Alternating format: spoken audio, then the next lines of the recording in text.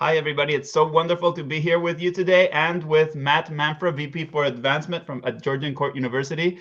Matt, welcome. We have some exciting news to share today, right? We do, Louis. Thank you so much for hosting and for your leadership and in this effort, as well as your thought leadership. I think we've got some exciting stuff. Absolutely. Well, Matt is very kind, but what we're here to share with you is the product of lots of thinking from many donor participation project members that were corralled into shape by Matt. And then he led us through a process of kind of thinking, a think tank meetings, several think tank meetings. And then you kind of summarized all of that into kind of a recommendation. Does that sound accurate? It's exactly it. And that's what we'll be going over today, what those recommendations are. Okay, wonderful. So also, just to confirm that we're really live, please feel free to ask questions if something comes up that you think is confusing or you don't agree with, or you have a different perspective that you think would be even more valuable. I think the whole point of this is that we're building this together. We're trying to improve as a group, as a profession. So we'll ask Matt. Matt, and we already have a comment from Kirk Schmidt, so this is absolutely wonderful.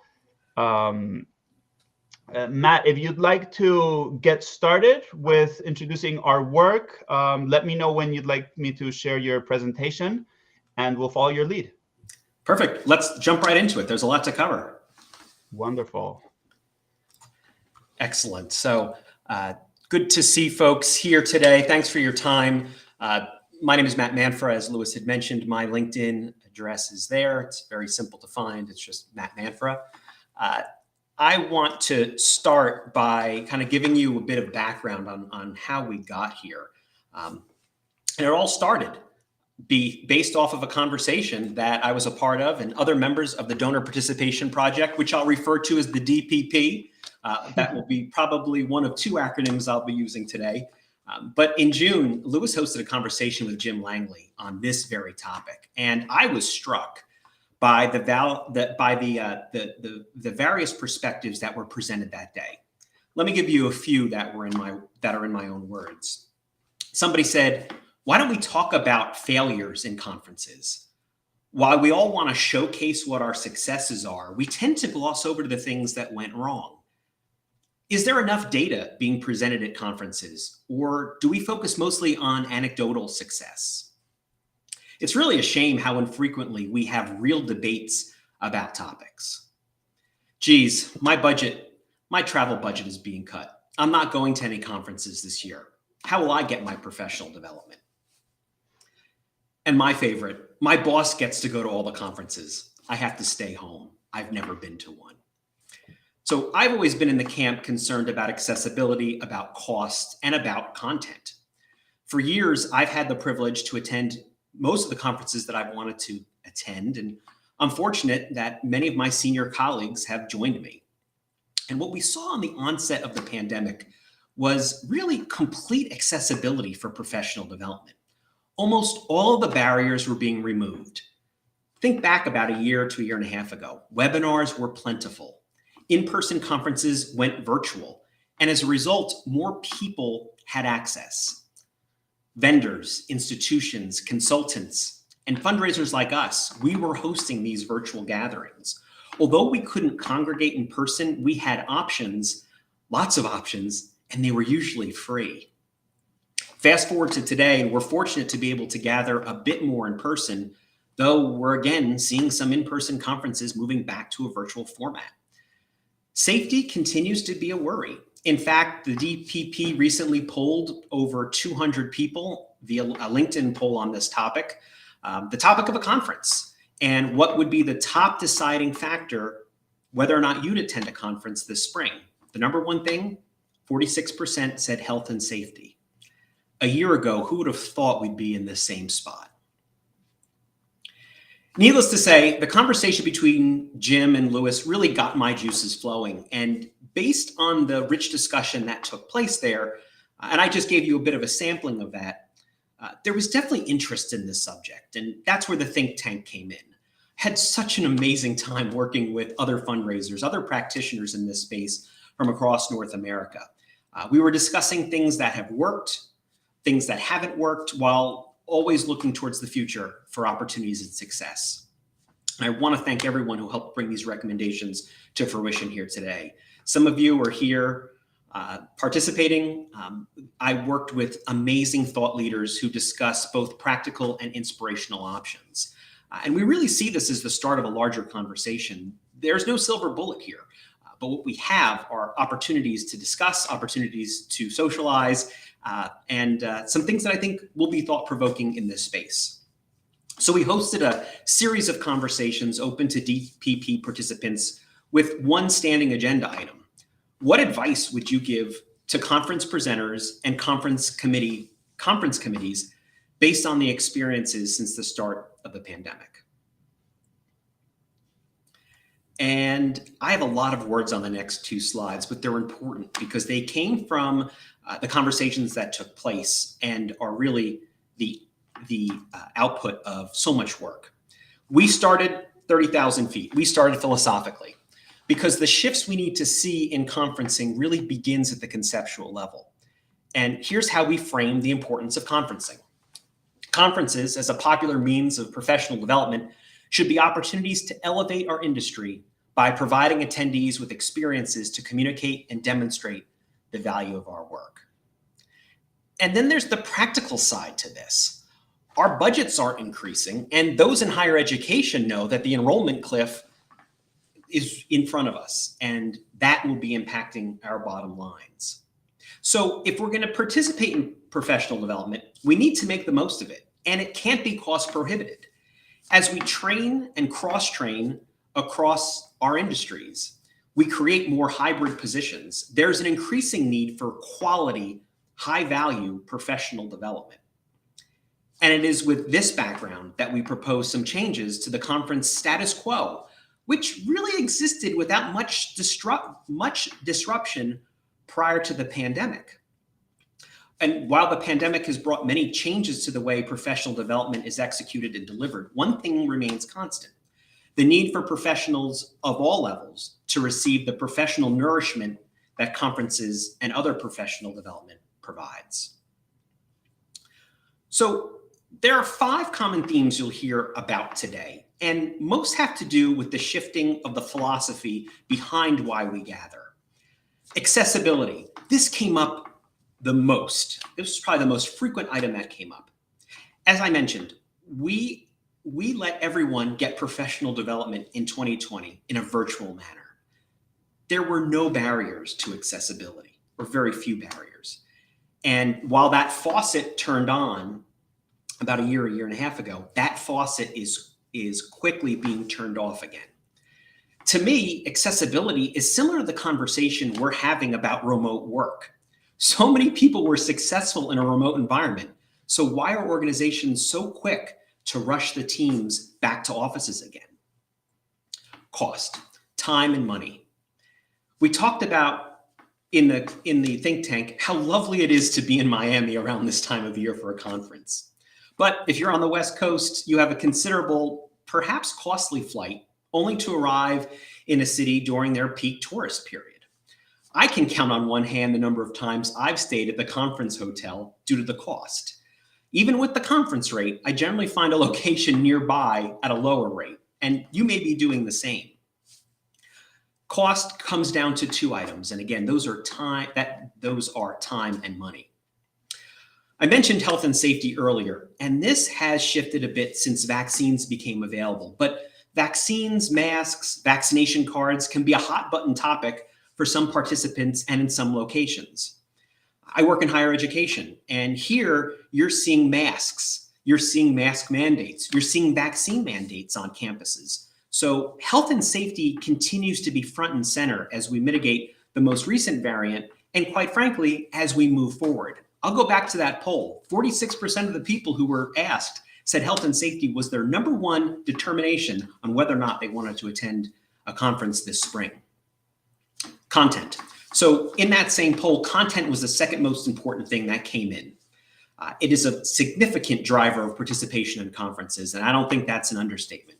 We choose where we're going, what webinars we sign up for based on the content, things that are of interest to us. Connections. We attend conferences in order to develop and maintain our professional networks. Not being able to gather in person has impaired professional networking, much like working remotely doesn't allow us to have those water cooler conversations we used to have when our offices were fully staffed. While virtual conferencing limits some of this, we found a way to socialize and connect via virtual means. Again, these aren't always as rewarding as in-person interactions, but there are opportunities to improve that in a virtual setting. I've been on digital platforms that have been able to recreate the conference lobby, the vendor hall, and even the lobby bar, though the lobby bar is bring your own. These platforms have advantages. I attended a virtual conference where I was able to find someone I wanted to engage with via search option and was whisked directly to the room that they were in. No introduction needed. No scoping out people's comings and goings, exits or entrances. Try to do that in a massive in-person gathering. So long gone are the days where a secret selection committee should decide which sessions are or aren't included in a conference. We really believe that attendees should have the opportunity to vote for the sessions that are of most interest to them, kind of like a Shark Tank. What if we shifted the session proposal, in fact, from a long form application to a video where the presenter teases out the topic while explaining the importance of it and the timeliness of it? This would give presenters the opportunity to demonstrate their content knowledge and at the same time their presentation skills. Or if you prefer to create a narrative in a creative fashion, why shouldn't you? We should allow participants to determine the conference content. And then the conference selection committee can shift their focus to encouraging a diverse array of applicants to present and to attend. The diversity of presenters, the diversity of attendees, and the diversity of offerings should be the paramount priority for conference committees. Sessions should provide attendees with the opportunity to hear prevailing, though opposing ideas towards a solution. This model encourages public and moderated civil discourse and debate. Current thought leaders will shine in this model, and it will help develop the next generation of thought leadership from attendees and from participants.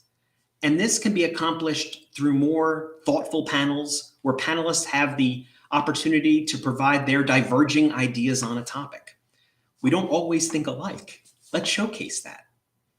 And I believe it's through true professional discourse that will solve some of the biggest challenges we face as an industry and create some variety to our conference presenters that will bring diversity to the folks who present and not the same old, same old. When we talked about conference delivery, as demonstrated through the pandemic, virtual professional development, we believe, will continue to be sought after in the future. It's not going away, and it was here before the pandemic, and it's evolved immensely since. The opportunity to provide some hybrid interaction will also be of interest, and there will also be a strong desire to gather in person. The most convenient and the most accessible of these options is also the most cost-effective for all parties, and that's virtual. Unfortunately, this format can run the risk of being devoid of quality interactions between the presenter and the attendees themselves. So in order to address this potential lack of engagement, conference committees should support presenters by providing them with all the practical tools needed for good virtual engagement. Most virtual platforms offer breakout rooms, opportunities for question and answer, and chat functions that can help to promote engagement. Just think about how we're having this conversation right now. By offering sessions that encourage debate, attendees will be given the chance to weigh in on the different solutions that are being presented. How amazing that instant polling can be deployed in these sessions to gauge audience interest, whether it's in a topic or whether or not a presenter should dive deeper into a specific area and even shift their focus. It's the choose your own adventure in the conference world. Having a dedicated virtual moderator for the chat and polling functions is imperative and will really provide a smooth presentation, since the principal presenters can focus on their content and the moderator can help to facilitate the discussion and promote the virtual engagement. And since virtual engagement offers the conference committee the opportunity for a great deal of flexibility, virtual conferences should not be day-long events. Instead, they should be offered in short, manageable bites in order to maximize your attendees' attention. Sessions should also be recorded, so attendees have access to every session that was offered. The conference committee can then again shift from being a selection-focused group to coaches, advisors, and advocates for the presenters, providing them with some of the tools and techniques needed to be extraordinary virtual presenters. And in order to create a deeper engagement with the presenters and the attendees, conference committees should establish and maintain virtual meetups for those who participated in the conference. Although it's not a direct substitute for the level of in-person engagement that one experiences in the in-person model, it does provide for the development and enhancement of professional relationships after the conference. These meetups should take place a few times, in fact, after the conference is concluded, so attendees can discuss what they've learned from those sessions and how that content is being applied in their organization, or if it's not. These can also be conducted regionally in person and in small or even larger groups, depending on the comfort level of those who are participating. Speaking of in-person gatherings, before executing any in-person conference, the conference committee should frankly discuss and determine if the conference is best delivered via the in-person format and determine if any aspects of the conference will have virtual attendees or presenters. Remember, it was our finding that virtual attendance provides the greatest level of accessibility, the lowest barriers, something that was important to the DPP group. If a conference is being hosted on location, consider choosing one that offers participants a format where they can gather in small groups or have the opportunity to break into cohorts of similar functions. And then create an experience that is intensive, an institute-style conference. This allows the conference format to be concentrated, limits the days participants are out of the office and need transportation, food, and lodging, which is becoming more and more important for busy and budget-conscious participants. Although I'm not a travel agent, when choosing a location, we should be seeking spots that are off-season. From a price standpoint, it makes sense. Phoenix conferences in the summer may bring hot temperatures, but transportation and lodging costs are considerably lower than their peak months. And if you've been to Phoenix for a conference in the summer, there's a certain charm to it. As conference committees create schedules, they should consider not having concurrent sessions to allow all attendees the opportunities to share and attend each session. If attendees are interested in attending a certain session, there can be dedicated networking space for further conversation provided by the conference committee. And like the virtual conference option, in-person conferences should provide attendees and presenters with virtual or in-person meetups following the conference for additional discussion and professional networking. Moving on to the hybrid model, conferences that take place in person and have a virtual participation can be really challenging to execute because you have two distinct audiences. Both have specific needs and neither can be an afterthought. Getting the in-person and virtual attendees to interact with each other can be almost insurmountable, particularly if you have a large group in a conference ballroom and virtual attendees watching from their homes or offices.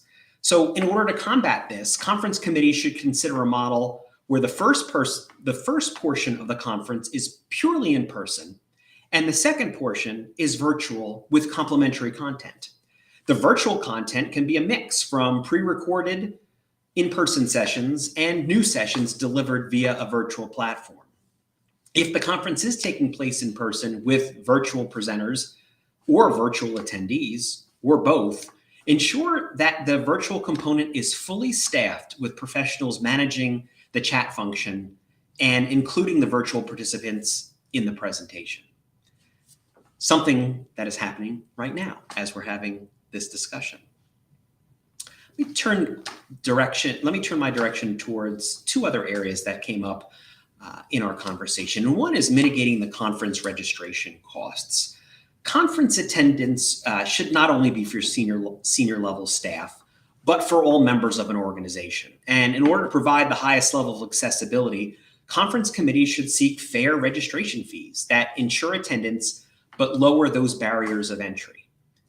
Digital does this very well in a virtual format. Those barriers are low, and generally those costs are low. Conferences, as they're being planned, and the committees that plan them should utilize a sliding scale based on the size of the organization who's registering when creating their budgets, and provide opportunities for those who want to participate at a discounted or a complimentary rate. Conference volunteers, for example, may be able to attend a conference at a discounted rate provided they perform those essential tasks that every conference needs. The pandemic proliferated the number of organizations and companies that provide free or low-cost professional development. So the market has changed. And quite frankly, conference attendees will vote with their feet should they find that the professional development they're receiving is overpriced, ineffective, or uninspiring. The landscape for conference sponsorship is also shifting as virtual and hybrid conference models evolve. With these models, sponsors are still really important and should be encouraged to be active participants in a conference environment. Examples of this include exclusively live tweeting the conference contents, serve as chat moderators, conference volunteers, people who introduce the presenters, and presenters themselves when they have relevant content. Sponsors should be given opportunities to be showcased and not asked to simply provide live commercials for their organization or their product.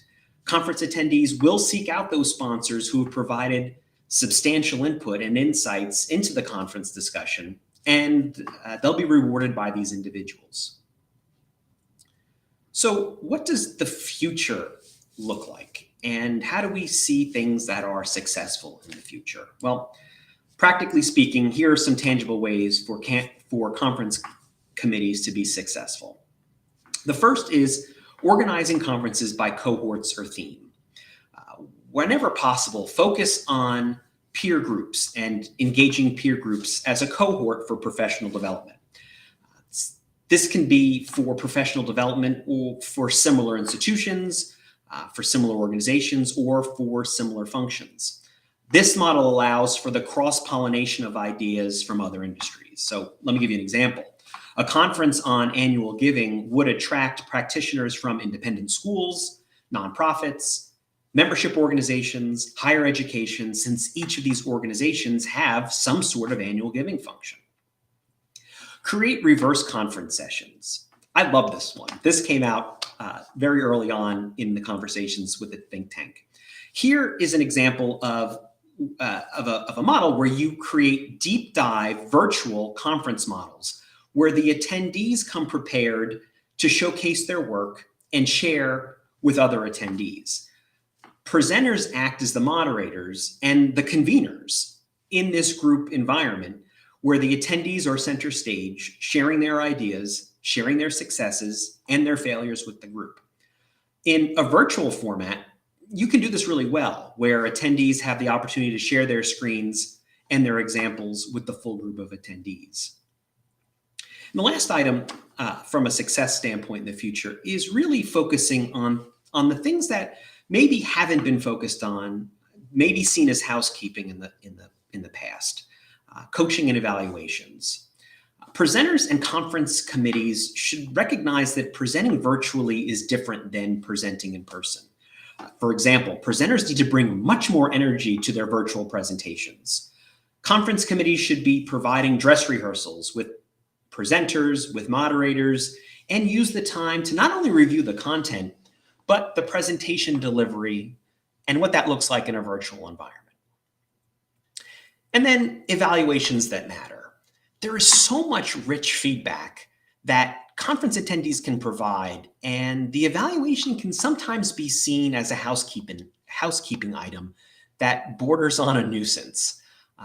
If we can incentivize, even gamify those who complete evaluations, conference committees will have much richer feedback than they need for future planning. I'm so thankful for those individuals who helped develop these recommendations, and I'm really excited by the ideas that are generated here. Some of the things are things that we've seen in practice over the last few years, and in some cases, we're asking for a disruption. I'm looking forward to participating in conferences where some of these tactics are deployed, and quite frankly, I think it'll enrich our thought leadership. I think it'll provide individuals with opportunities to showcase what they're doing well and areas that they need help. And finally, I'm grateful for all of you for listening. You are advocates in this space, and you're interested. So I see that there's lots of comments. I see that there's lots of discussion that's taking place. I am grateful for you allowing me 20 minutes or so to go over some of the highlights of these recommendations, and I look forward to the continuing discussion. Amazing, Matt, you're so articulate. You took, so basically, a room full of fundraisers was, what would you expect? Lots of talking. He took all of that and really shaped it and turned it into something, which is, part of the genius. We're having so many great comments, Matt, and I'm going to do that. But wait, there's more moment at the end. So we do have a special announcement that we'll get to after we chat about this a little bit. There was a really good comment, Matt, from Heather Culp, saying, what do you all say about those that argue that for real innovation to take place, that it requires in person, people actually getting together in a room. And she mentioned this at the beginning of your presentation. I think a lot of what came after really addressed it. But do you have a thought, or well, I was a part of this, right? But yeah. Do you recall if we addressed this in any way? Yeah, it's definitely something we've had to get used to, doing things virtual, and we've been doing it professionally for a long period of time now. So I think we've made the best of the situation that we're dealing with. I have found that I've had more Zoom conversations, kind of one-off ad hoc conversations through the last 18 months about things that I hadn't thought about before. And this is a perfect example of it. I mean, I thought about conference and what professional development looks like in the future, but it wasn't until some folks rose their hands and said, you know what, I'm interested in discussing this as well. And I think this is a good example of something that, this would have been great to do in person, but we were able to come out with these recommendations by doing it virtually. Some of it was done really formally in these conversations, in these Zoom meetings. And then there was a lot of chatter that took place via email, and then one-off conversations as well. So yeah, I miss those days where we could just all gather and huddle, but it allowed us to bring in people from, as I mentioned, really all across North America into this conversation. I would not have been able to do that in person without there being a significant cost to it. And if I may advocate for the value of those weak links that some scientists talk about, those people that really well, you probably already know what they're thinking about things, but it's those people that you kind of know, but not really, and where you get a lot of those new ideas, and just having the opportunity to meet Matt, to meet a lot of you on the call today, to meet everybody who helped in the think tank, University of Chicago. I can just start rattling names of colleagues that I would never have met, and so intimately, really. It's true. It's true. And that's one of the things we get from conferences, right? We go somewhere, we meet people, and we engage. That can be done in a virtual environment. And this platform, I think, is a great example. Professionally, for me, over the years, I give a quick example. I spent a lot of time in alumni relations, and there was a group of private university and college alumni directors that would gather twice a year. And we would create our own content. We would create our own conference. And what I liked about it was there were about 30 of us at any given time. We would have our conference, it would be well planned out. And at the end of the conference, we would decide what it was that we wanted in the next conference. So everybody had skin in the game. Everyone was involved in that creation. And then 2 or 3 people moved it forward. There's value in groups getting together that have similar interests. And I'll put a plug in. The Donor Participation Project is exactly one of those initiatives. Lovely. So because you talked about civil discussion, I do want to bring up a really good comment from Jay Frost, who was in the chat. And he mentioned there's another important audience of conferences, which are the vendors. Yes. And the consultants, which, quite honestly, we need an entire ecosystem to be healthy and to advance the profession, right? and they've had trouble with conferences. We have experimented somewhat in the DPP. We found that providing value seems to be very well received. And you mentioned live tweeting, right? Absolutely. There's an opportunity for sponsors, for vendors to be a part of this. I think if we move to the model where we're having more discussion and more debate, we need really strong moderators in the room to be able to moderate that. Because remember, we want there to be discussion. We want there to be differing opinions, and someone has to keep that moving. And then if it's going to be hybrid or if it's going to be virtual, there needs to be somebody else in that chat room, somebody else who's moderating those comments. And I like having someone in that function who is an expert in the area being discussed, because I may use an acronym if I'm on stage, and someone may put in the chat box, well, what is he talking about? What's DPP? That moderator, that chat moderator right there, who knows it stands for Donor Participation Project, can answer the question right there. So I think there's some really valuable opportunities for sponsors, for vendors, and I would implore conference planners not to forget them. And I'm so glad that Jay brought that up, because it is something that was in the recommendations, but it's something that is really critical to that to the success of these conferences. Yes, Dan, that's pretty wonderful. And in fact, we've had folks reach out already very generously, wanting to take exactly that active role in the conference. And one of those organizations that we're hoping to announce in the next few days is, it relates to, brought up a topic related to something different that is also in the chat, which is, should speakers be compensated? And was that something we talked about? Yes, absolutely. It was something that we talked about. And because costs are an issue, if a speaker doesn't have to travel, and the conference doesn't have to pay for that there should be a stipend, there should be an honorarium provided to conference speakers. And that, is something that I think we're seeing for those people that do, and I'm looking in this chat box, and I know there are thought leaders here, they're being compensated for their presentations. And there isn't anything wrong with that at all, to make sure that they have the opportunity to put their best foot forward. Look, everybody's participating right now. Maybe you're on your lunch break, but it's likely that you're multitasking lots of things.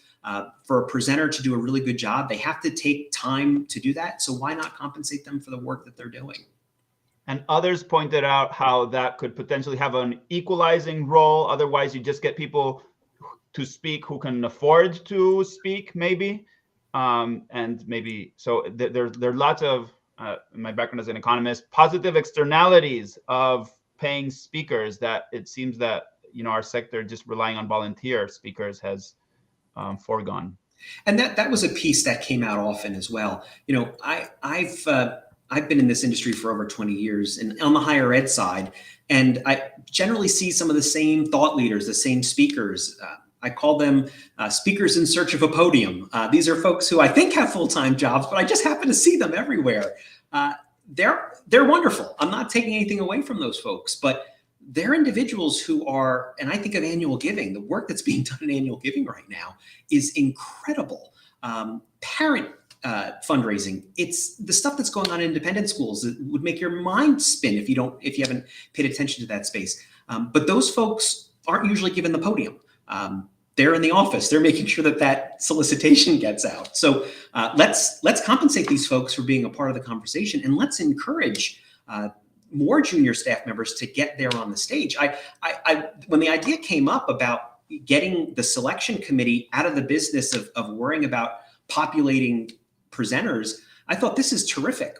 We democratize this environment, and we can get more junior staff members to be a part of it, because there's no secret committee deciding, oh, this person isn't good enough. They don't have a vice president in their title, or they're not a director. What can we learn from them? Let's open this up. I think there's nothing bad that can happen from there. Absolutely. So much to win. A really, an additional comment.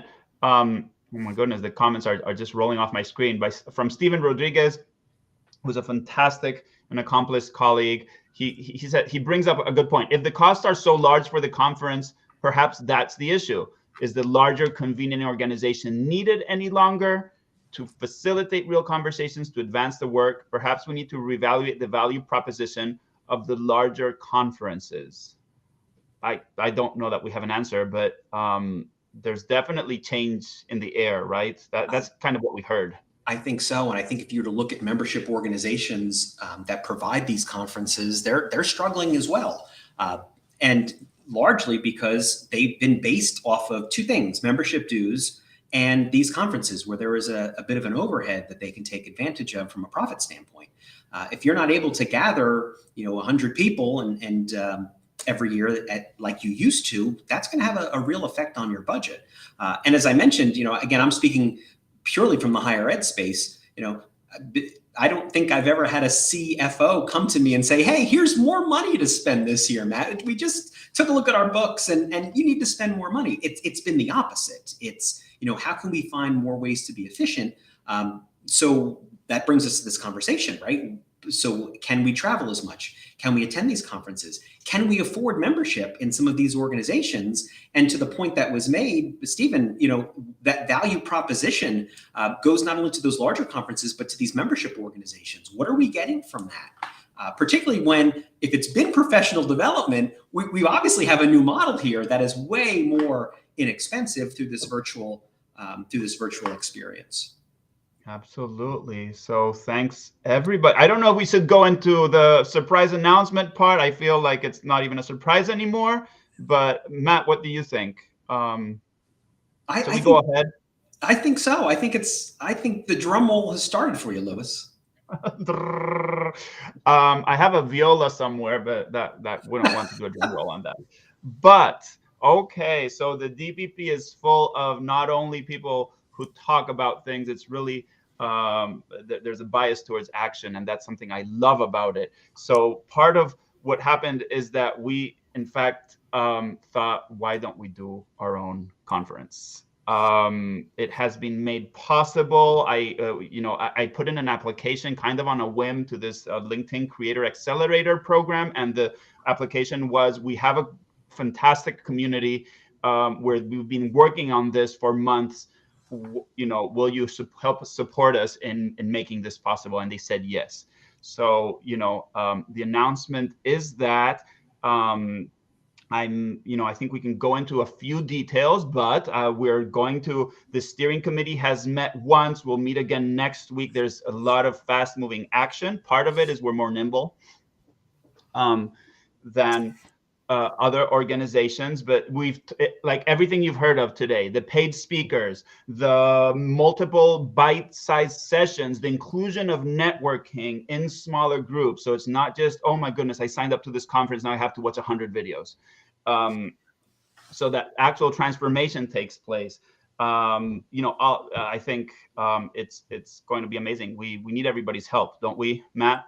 We do. Volunteers, we're interested in folks being a part of the planning. We're interested in folks submitting those Shark Tank style applications. Quite frankly, we just want folks to know that this is happening. This is exciting, and that we'll be able to really, put our money where our mouth is as far as these recommendations are concerned.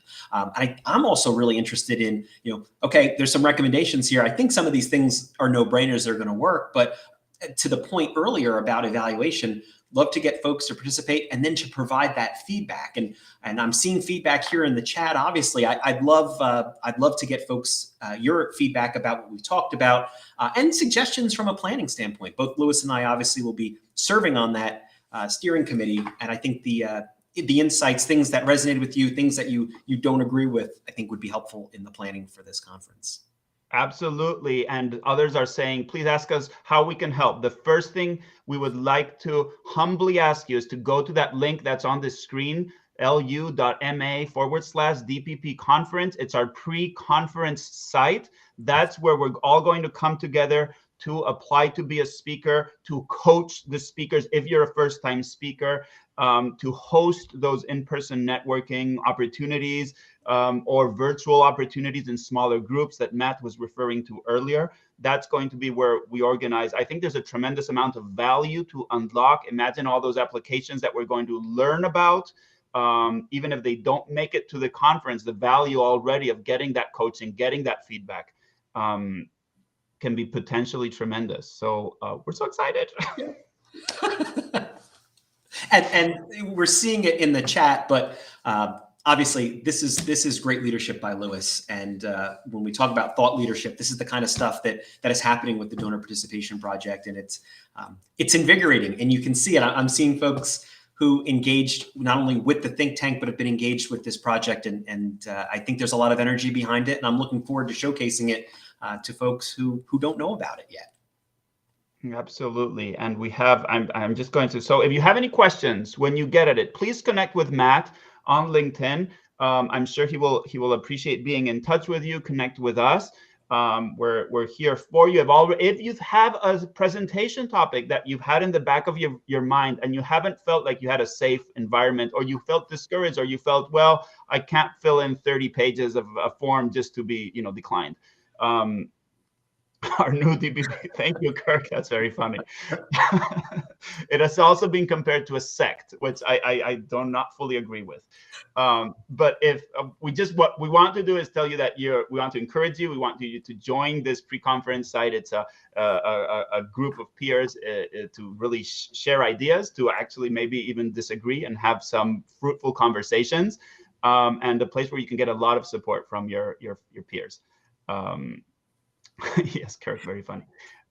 So yeah, tide will raise all boats. Exactly. So I'm kind of, yeah, we have a few more minutes to go, Matt, but I think I just let the cat out of the bag too early. So I think it's fun. I think it's good news. It's nice to see the reaction here. As someone who's been on conference planning committees and someone who's asked to present, there's anxiety around that sometimes. Yes. Yes. Someone on the think tank referred to a conference application as a federal grant application, and sometimes it feels that way, And wouldn't it be easier? Wouldn't it be a lot more fun to be able to record your presentation, give a tease of what your presentation is going to be, or just creatively put something forward without having boxes to check? Hey, my name's Matt, and this is what I want to talk about, and I think this is why this is important. So by turning this upside down, I think we're going to see some presentations, and we're not going to be able to choose everything. I think that's the reality of it. So more pressure on us to do more of this, but good for those who submit applications to be able to, if maybe not this time, maybe next time, or perhaps it's for another conference, or it's something that you might want to put on yourself. I mean, I think that's the beauty of where we are right now. You have the opportunity to do some of this stuff yourself, but I think we're going to get some really good applications, and we'll encourage folks to participate in that democracy that we're going to be creating here too. Wonderful. Well, we look forward to seeing all of you. This has been great. Thank you so much, Matt. We hope everybody has a great rest of the workday. Thanks a lot. Thanks. Take care.